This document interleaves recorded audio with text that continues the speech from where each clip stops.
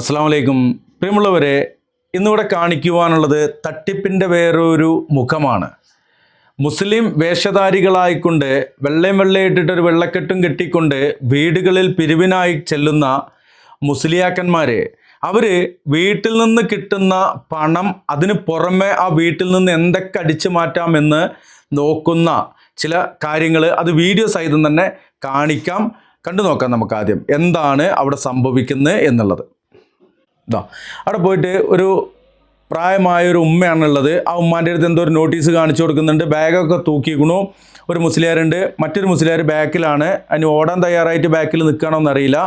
അപ്പോൾ വല്യമ്മ എന്തൊക്കെയോ ചോദിക്കുന്നുണ്ട്, നോട്ടീസ് വാങ്ങി നോക്കുന്നൊക്കെ ഉണ്ട്. കാണാം എന്നാണ് കരുതുന്നത്. ആ ഉമ്മ അവിടെ എന്തൊക്കെയോ ചോദിക്കുന്നുണ്ട്. അതിനുശേഷം ആ ഉമ്മ വീടിനകത്തേക്ക് പോവുകയാണ്. എന്തെങ്കിലും കൊടുക്കാമെന്നുള്ള ഉദ്ദേശത്തിലായിരിക്കും. ഇനി ഓനോൻ്റെ പണി തുടങ്ങിയിട്ടില്ലേ, അതാ അപ്പുറത്തുള്ളവനോട് എന്തോ വിളിച്ചു പറയുന്നുണ്ട്. അവിടേക്ക് വരുന്നുണ്ടോ നോക്കും. പിന്നെ അത് അവിടെ തപ്പിത്തെരയിൽ തുടങ്ങുകയാണ്. കണ്ടോളി.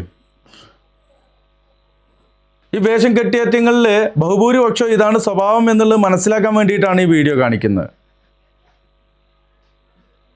അതാ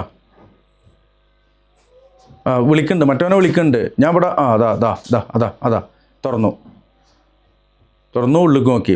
താനീ കള്ളനാണേ അല്ലേ, ഇനി ഇവിടെ വന്ന് നിൽക്കുക, ഇനി പോയിട്ട് തുറക്കും. മനസ്സിലാവുണ്ടോ?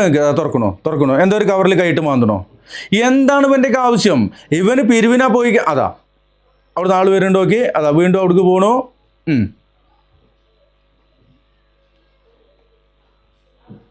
ഇനി ആ ഉമ്മ വരുന്ന സമയത്ത് എന്തോ പറഞ്ഞുകൊണ്ട് ഇപ്പം വീണ്ടും ഉള്ളിലേക്ക് വിടുന്നുണ്ട്. എന്തോ കാര്യപ്പെട്ട സാധനം അതിലുണ്ട് തോന്നണോ. മറ്റവനെ വിളിക്കുന്നുണ്ട്. വേറൊരു മൂല്യരുണ്ട്, ഇപ്പോൾ വരുന്നുണ്ട്. അതാ പോണു താനി കള്ളൻ. മറ്റേ മൂല്യർ വന്നപ്പോൾ ഓനോട് അവിടെ ആൾ വരുന്നുണ്ടോ നോക്കാൻ പറഞ്ഞിരിക്കുകയാണ്. എന്നിട്ട് ഇവൻ ഇത് തുറക്കുകയാണ്. നോക്കിക്കോളിങ്ങൾ. അതാ തുറക്കണോ കൈയിട്ട് മാന്തണോ കണ്ടോ? ആ മൂല്യർ വേഷം ധരിച്ച കള്ളന്മാരാണ്. അതിന് വേഷം കെട്ടിച്ചിട്ട് മൂല്യരൊന്നും ആവുന്നില്ല. അത് ഉമ്മ വന്നു. ഇനി ആ ഉമ്മയോട് എന്തോ ചോദിക്കുന്നുണ്ട്. ഇനി വെള്ളം ചോദിക്കുകയാണെന്തോന്ന് അറിയില്ല. ആ ഉമ്മ ഉള്ളിലേക്ക് പോയി. ഇനി ഇത് മാതി പൊളിക്കലാണ് ഇപ്പം എൻ്റെ പണി. അത് തുറക്കണോ? അത് ഓൻ്റെ വണ്ടിയൊന്നും അല്ല ഇട്ടില്ലേ, നമുക്ക് ലാസ്റ്റ് കാണാം. അതാ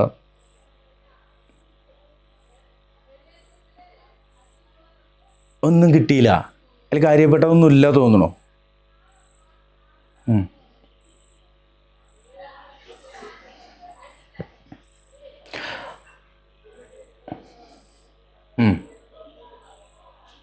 അതിലൊന്നുമില്ല എന്ന് മനസ്സിലായപ്പോൾ പോവുക. ഓൻ പോയി. അതാ മറ്റവൻ അവിടെ നിന്ന് എന്തോ എടുക്കുന്നുണ്ട്.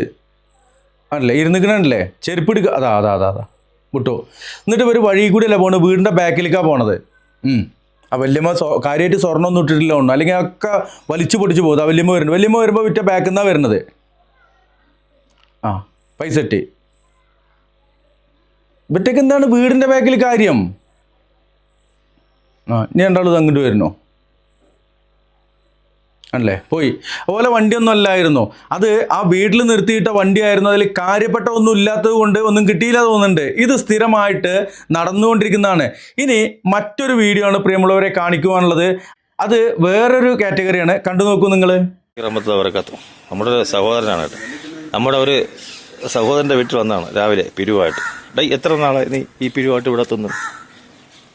ഉള്ള കാര്യം പറഞ്ഞാൽ മതി. നീ 1.5 വർഷം കൊണ്ട് ഇപ്പോൾ എവിടെയാണ് താമസിക്കുന്നത്? നിങ്ങൾ സ്റ്റേ ചെയ്യുന്ന എവിടെയാണ്?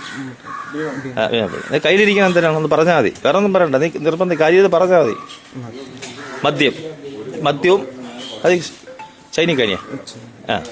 നിനക്ക് ഇങ്ങനെ പിരിവാണോ മൊത്തം പൈസ ഉള്ളാളത്തോട്ട് കൊടുക്കൂ. ഇതിൻ്റെ പേരും പറഞ്ഞത് ആരാണ് എൻ്റെ ഏജൻറ്റ്? പകുതി പൈസ കൊടുക്കും. ബാക്കി നിങ്ങൾ മരുന്നടിക്കാനായിട്ട് ഉപയോഗിക്കുന്ന ശംഭുവിന് കാര്യത്തിന് വീട്ടിൻ്റെ ഇതിനും പറഞ്ഞ് വന്നിട്ട് അല്ലേ, നീ അങ്ങ് പറഞ്ഞാൽ നിന്റെ ഇഷ്ടത്തിൽ പറഞ്ഞാൽ മതി. വീട്ടിൻ്റെ പിന്നെ നിന്റെ ചെലവിന് ഈ മരുന്നടിക്കാനും ഈ ശംഭുവിനും അല്ലേ. 1.5 വർഷം കൊണ്ട് നിങ്ങൾ ഇവിടെ വന്ന് എല്ലാവരും പറ്റിച്ചുകൊണ്ട് പൈസ പിരിക്കുക. എല്ലാവരെയും ഇപ്പോൾ നീ എത്ര അടിച്ചിട്ടുണ്ട് രാവിലെ? ഇന്നലെ അടിച്ചതിൻ്റെ ബാക്കിയാ? പകുതി അടിച്ചിട്ടുണ്ട്. ഉള്ളാളത്തിൻ്റെ അവിടുത്തെ ട്രസ്റ്റിൻ്റെ ഓഫീസിൻ്റെ പേരും പറഞ്ഞിട്ട് വരുന്നു. ശരി, പേരെന്തേര്? ബാവാജി. കൂടെ വന്ന ആള് ഇവിടെ ഉണ്ടോ? ഫോൺ നമ്പർ നിന്റെ ഉണ്ടല്ലോ. ഫോൺ നമ്പർ ഇല്ലാത്തതുകൊണ്ട്. ശരി, നോക്കി.